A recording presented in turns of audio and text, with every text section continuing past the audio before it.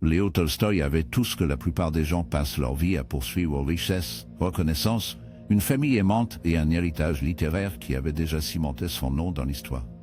Ses romans, La guerre et la paix et Anna Karenina, ont été salués comme des chefs-d'œuvre, admirés par les intellectuels et les lecteurs communs. Pourtant, au plus fort de son succès, une question a commencé à le tourmenter, une question si profonde qu'elle a menacé de démêler le tissu même de son existence. Quel est le sens de la vie si tout se termine dans la mort? Ce n'était pas seulement une curiosité philosophique passante, c'était une crise existentielle qui le consommait complètement. Chaque matin, il se réveillait avec un sentiment d'effroi, hanté par la prise de conscience que peu importe à quel point il a atteint, peu importe combien il aimait ou aimait, la mort finirait par effacer tout. Il a comparé la vie à un voyageur perdu dans une forêt, provenant d'une bête inévitable, la mort, tout en s'accrochant désespérément à une branche fragile au-dessus d'un abîme profond. Son succès ne lui avait apporté aucun réconfort, aucune satisfaction durable. Au lieu de cela, il n'avait que intensifié le vide en lui. Comment se pourrait-il qu'un homme qui avait tout ressemblait à ne rien, n'avait rien? Quel était l'intérêt de toutes ces réalisations, si, dans le grand schéma des choses, ils étaient destinés à disparaître? Ce n'était pas seulement la question de Tolstoï. C'est la crainte tacite qui s'attarde dans l'esprit d'innombrables personnes qui ont atteint leurs objectifs seulement pour se retrouver plus perdus qu'auparavant. Tolstoï a cherché refuge dans des activités intellectuelles, se tournant vers la philosophie, la science et la logique à la recherche d'une réponse. Il a étudié les œuvres de grands penseurs, Schopenhauer, Kant et les existentialistes, en train de faire que leur sagesse fournirait un sens de l'orientation. Pourtant, plus il lisait, plus son désespoir grandissait. La philosophie a disséqué la vie, analysé la moralité et débattu de la nature de l'existence. Mais rien ne proposait une solution qui l'a vraiment satisfait. La science était encore plus impitoyable, réduisant la vie à un simple accident de biologie régi par des lois froides et indifférentes de la nature. Il a réalisé que la raison seule ne pouvait pas répondre à la question qui le tourmenait: pourquoi vivons-nous si nous devons inévitablement mourir? La rationalité, au lieu de soulager ses souffrances, n'a fait qu'amplifier son angoisse. Si tout était destiné à se terminer, si chaque amour, chaque joie, chaque triomphe serait essuyé par le temps, alors quel but pourrait-il y avoir? Tolstoï a vu deux réponses logiques à ce dilemme, soit pour accepter que la vie était finalement dénuée de sens et se résigner au désespoir, soit pour mettre fin à sa propre vie pour échapper à l'absurdité insupportable de l'existence. Il a été attiré par ce dernier, admettant dans sa confession qu'il devait se cacher des cordes et éviter de porter une arme à feu, de craindre qu'il puisse agir sur ses pensées suicidaires. Ce n'était pas une simple exagération dramatique, c'était la conséquence logique de sa prise de conscience que dans un cadre purement rationnel, la vie n'avait pas de sens ultime. Mais malgré son désespoir, il s'est accroché à la vie. Quelque chose en lui a refusé d'accepter que le sens n'était qu'une illusion. Et donc, au lieu de se rendre, il tourna son regard vers quelque chose qu'il avait longtemps ignoré: les gens qui vivaient sans richesse, sans renommée, sans sophistication intellectuelle, et pourtant en quelque sorte en paix. Alors que Tolstoï observait le monde qui l'entoure, il est devenu de plus en plus fasciné par la vie de simples personnes ouvrières, agricoles, paysans, ouvriers. C'étaient les individus qui, selon toutes les mesures rationnelles, auraient dû être plus désespérés que lui. Il n'avait pas de luxe, pas de grandes réalisations intellectuelles, pas d'héritage durable, et pourtant il vivait avec un contentement silencieux. Autour de lui, il est devenu de plus en plus fasciné par la vie de simples personnes ouvrières, agriculteurs, paysans, ouvriers. C'étaient les individus qui, selon toutes les mesures rationnelles, auraient dû être plus désespérés que lui. Il n'avait pas de luxe, pas de grandes réalisations intellectuelles, pas d'héritage durable, et pourtant il vivait avec un contentement silencieux, acceptant la vie telle qu'elle était, embrassant ses luttes et ses joies avec un sens du but qu'il éludait. Que savait-il qu'il ne l'avait pas fait? Contrairement à l'élite intellectuelle, ces personnes n'ont pas cherché un sens par le raisonnement abstrait ou la spéculation philosophique. Ils ont vécu leur signification. Ils l'ont trouvée dans leur famille, dans leur tradition, dans leurs liens avec la terre et les unes avec les autres. Ils n'ont pas demandé si la vie avait un sens, ils vivaient simplement comme si c'était le cas. Tolstoï a été frappé par la prise de conscience que ces gens n'avaient pas besoin du genre de certitude qu'il avait désespérément poursuivi. Ils ont embrassé le mystère, ils ont accepté la souffrance, et surtout, ils n'ont pas craint la mort de la même manière que lui. Leur foi en quelque chose de plus grand qu'eux, que ce soit Dieu, la tradition ou le rythme naturel de la vie, leur a donné un sens du but que, malgré toutes ses connaissances et son succès, n'avait jamais vraiment vécu. Pendant des années, Tolstoï avait cherché des réponses dans des endroits où il ne pouvait jamais être trouvé. Il avait cru que le sens devait être un concept logiquement prouvable, quelque chose qui pouvait être écrit dans un livre ou expliqué par un philosophe. Mais maintenant, il a réalisé que le sens n'était pas une construction intellectuelle, c'était une expérience vécue. Cette révélation n'est pas venue comme une épiphanie soudaine, mais plutôt comme une lente transformation. Plus il passait de temps parmi les gens simples, plus il voyait que leur paix n'était pas enracinée dans le succès matériel ou la supériorité intellectuelle, mais dans leur capacité à se rendre à la vie plutôt qu'à y résister. Ils ont embrassé quelque chose de plus grand qu'eux, que ce soit la foi, l'amour ou un sens du devoir. Et ce faisant, ils ont été libérés du tourment existentiel qui l'avait presque détruit. Tolstoï a commencé à voir que la véritable illusion n'était pas un insignifiant, mais la croyance que le sens ne pouvait exister que si elle était absolue, éternelle et logiquement irréfutable. La vie, a-t-il réalisé, n'a pas besoin d'être justifiée par la seule raison. Il peut être justifié par l'amour, par la connexion, par le simple fait de vivre pleinement. Cette prise de conscience a marqué le début d'un changement profond dans sa philosophie, qui le conduirait à renoncer à ses anciennes valeurs et à rechercher un mode de vie plus profond et plus authentique. Mais son voyage était loin d'être terminé. La question suivante était inévitable.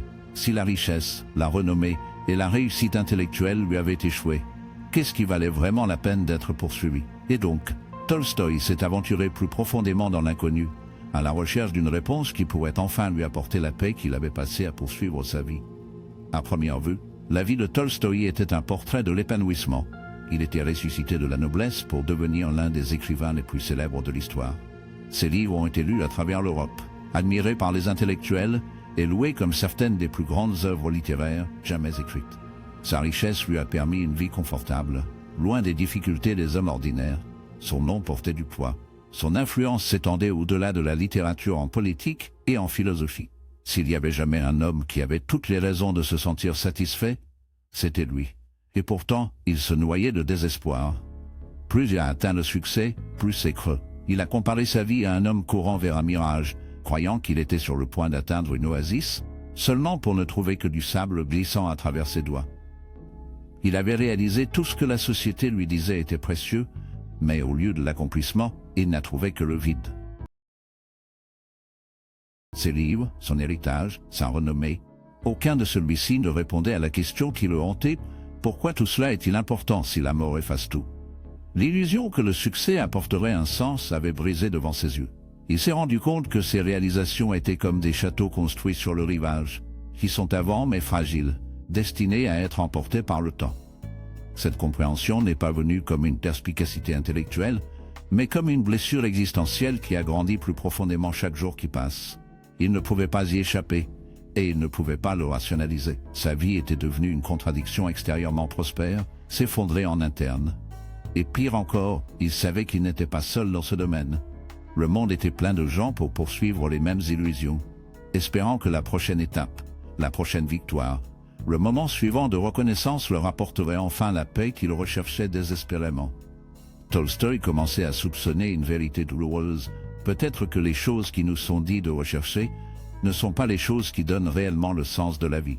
Déterminé à trouver une réponse, Tolstoï a fait ce qu'il avait toujours fait le mieux. Il s'est tourné vers une analyse profonde. Si ses propres réalisations n'avaient pas donné de sens, peut-être que les réalisations de l'humanité dans son ensemble pourraient offrir un aperçu. Il a étudié les plus grandes contributions de la civilisation, l'art, la science, la philosophie, la politique, la recherche d'un fil de sens qui pourrait justifier l'existence humaine. Pourtant, plus il examinait ces grandes réalisations, plus il voyait leurs limites.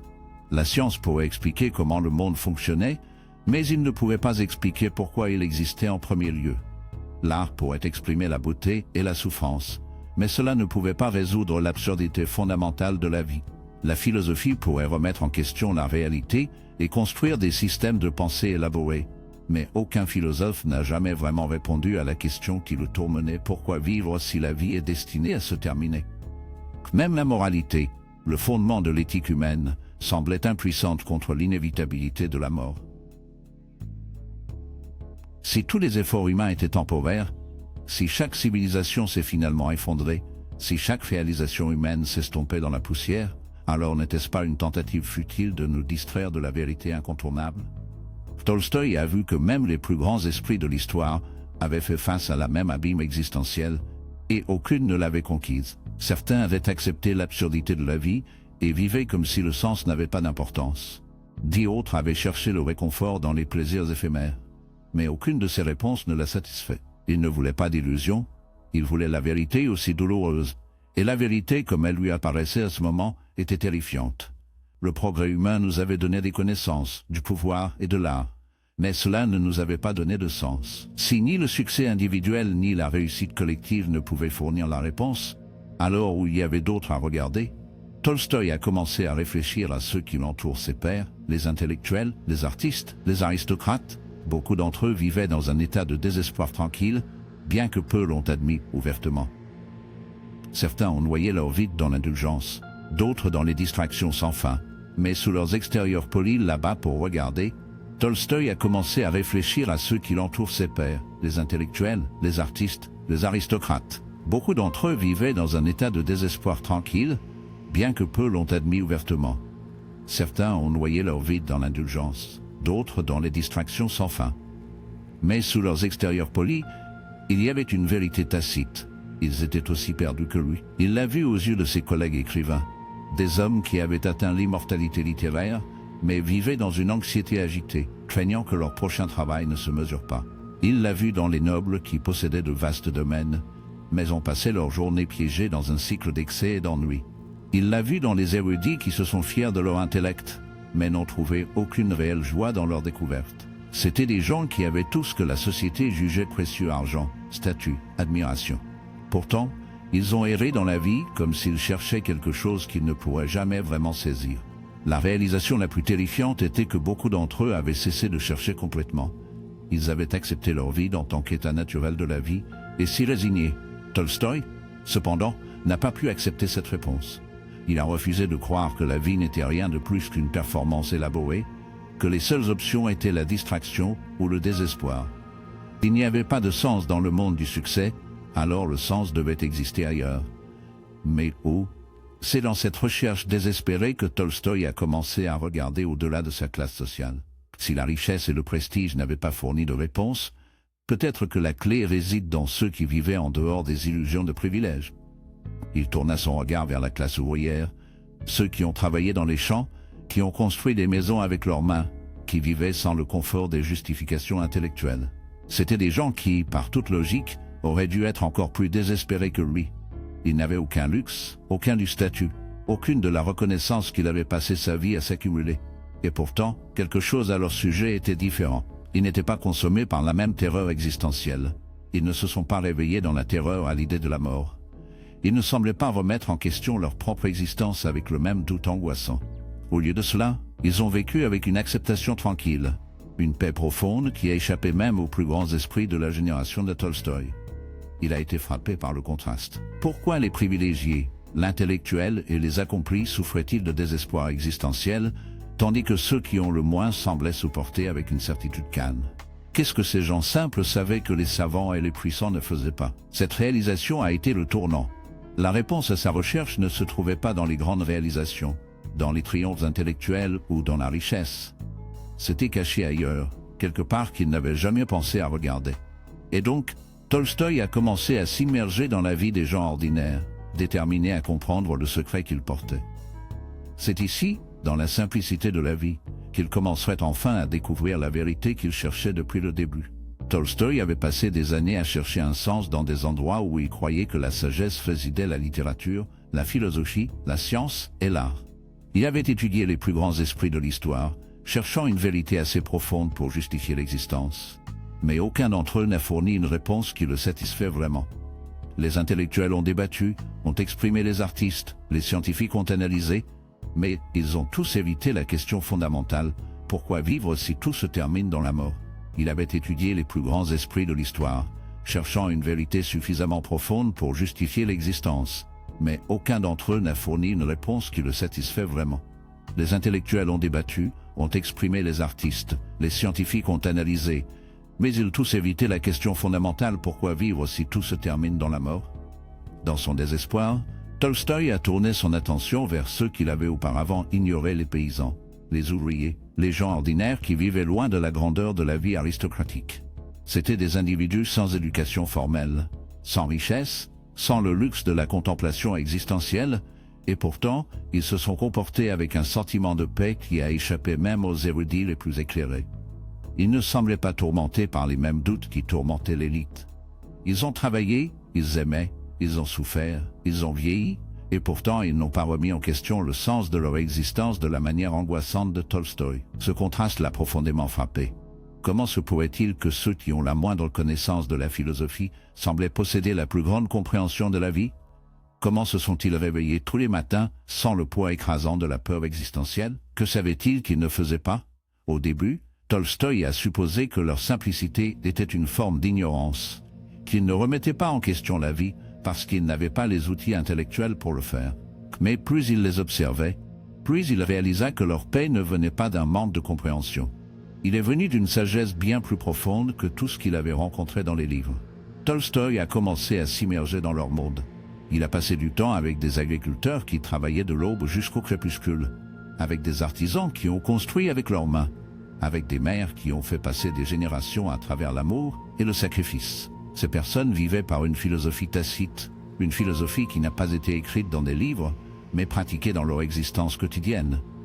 Ils ne se sont pas effondrés sur le sens parce que leur vie était entrelacée avec elle. Leur objectif n'était pas un concept abstrait. Il a été vécu par l'action, par le devoir, par les relations. Un agriculteur n'a pas demandé si la vie avait un sens. Il s'est simplement réveillé et s'est attendu à ses champs. Une mère ne s'est pas demandé si l'amour était réel. Elle a simplement embrassé son enfant. Un artisan n'a pas demandé si son travail était important.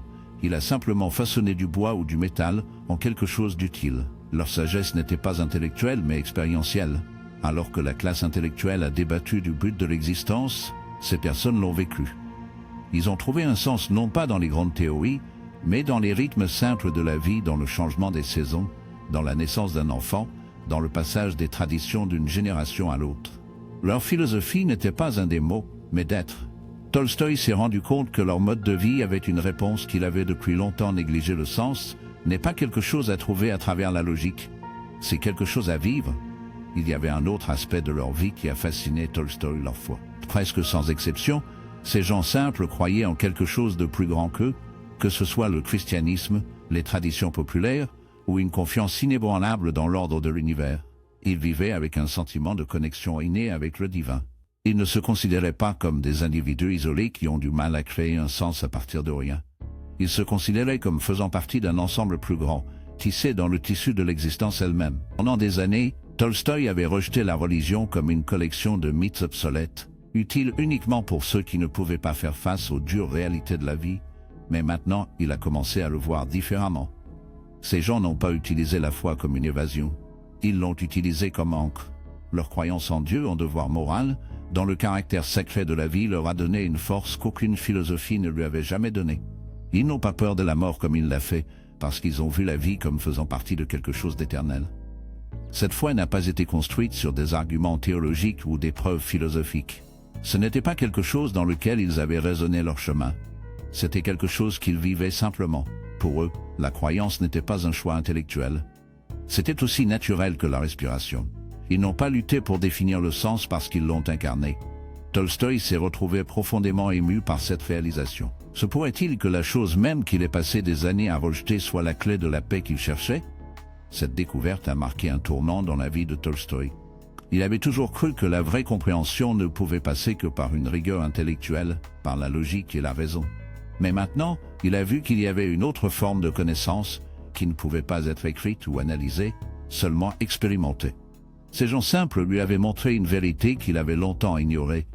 Cette signification n'est pas quelque chose qui peut être résolu comme une équation mathématique. C'est quelque chose qui émerge quand on se rend à la vie plutôt que d'essayer de le contrôler. On le trouve non pas dans un interrogatoire sans fin, mais dans l'acte de vivre avec un but, l'amour et la foi. La crise de Tolstoï l'avait conduit à la pointe du désespoir. Mais dans la vie de ceux qu'il avait autrefois négligés, il a trouvé quelque chose d'inattendu, l'espoir.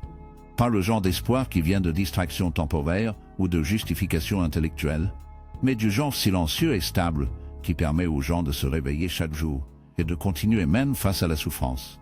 Il a commencé à voir que la réponse au sens de la vie n'était peut-être pas cachée dans la complexité de la philosophie, mais dans la simplicité de l'existence elle-même.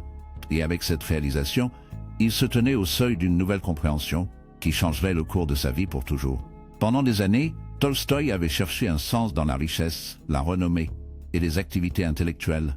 Seulement pour les trouver vides, il s'était tourné vers les grands penseurs de l'histoire, en espérant que la philosophie ou la science offrirait une réponse satisfaisante, mais aucune. Il avait même atteint le bord du désespoir, se demandant si la vie n'était rien de plus qu'une blague cruelle, qui s'est terminée inévitablement dans la mort. Mais son voyage avait pris une tournure inattendue. La réponse qu'il avait passé des années à chercher n'était pas cachée dans des théories complexes ou des débats intellectuels. Ce n'était pas du tout quelque chose qui devait être découvert. C'était quelque chose qui avait toujours été là, attendant d'être vu. La révélation de Tolstoï était simple, mais profonde. Le sens de la vie ne se trouve pas dans la pensée, mais dans l'expérience. Pas dans l'esprit, mais dans le cœur. Pas dans la poursuite de la grandeur personnelle, mais en lien avec les autres, avec le monde et avec quelque chose de plus grand que soi. Les philosophes et les intellectuels de son temps avaient essayé de construire un sens à travers la logique, mais la logique seule lui avait échoué.